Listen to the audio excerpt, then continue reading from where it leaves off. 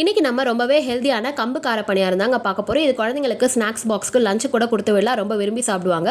இதுக்கு நான் இன்னைக்கு 2 கிளாஸ் அளவு கம்பு மாவு எடுத்துக்கிறேன். கடாயில் எண்ணெய் ஊற்றி நல்லா சூடானதும் கடுகு, உளுத்தம்பருப்பு, கடலைப்பருப்பு போட்டு தாளிச்சிக்கிறேன். இதுக்கப்புறமா வெங்காயம், பச்சை மிளகாய், இஞ்சி பூண்டு பேஸ்ட்டு எல்லாம் போட்டு நல்லா வதக்கிட்டு ஸ்டவ்வை ஆஃப் பண்ணி இதை ஆற விட்டுட போகிறேன்.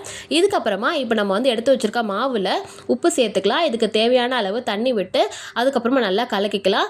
இதுக்கப்புறம் நம்ம ஒரே ஒரு கரண்டி தோசை மாவு இதில் கலந்து நம்ம வதக்கி வச்சிருக்க வெங்காயம், பச்சை மிளகா அதையும் போட்டு நல்லா கலக்கி இந்த மாவு ஒரு அரை மணி நேரம் அப்படியே விட்டுடுங்க.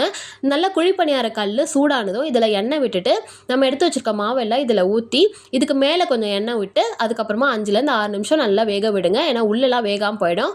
அதனால ஒரு 6 நிமிஷம் கண்டிப்பாக வேக விடணும். அதுக்கப்புறமா திருப்பி விட்டு மறுபடியும் எண்ணெய் ஊற்றி இதெல்லாம் நம்ம எடுத்து தட்டில் அழகாக வச்சு சர்வ் பண்ணலாங்க. இதுக்கு மீன் குழம்பு ரொம்ப ரொம்ப சூப்பராக இருக்கும். தக்காளி சட்னி, டொமேட்டோ சாஸ் வச்சு கொடுத்தீங்கன்னா குழந்தைங்க ரொம்ப விரும்பி சாப்பிடுவாங்க. இந்த மாவில் கொஞ்சம் கசப்பு தெரியும், அதனால காரமான சட்னி தான் ரொம்ப நல்லாயிருக்கும். செஞ்சு பார்த்துட்டு எப்படி இருந்ததுன்னு கமெண்ட் செக்ஷனில் சொல்லுங்கள். பாய்.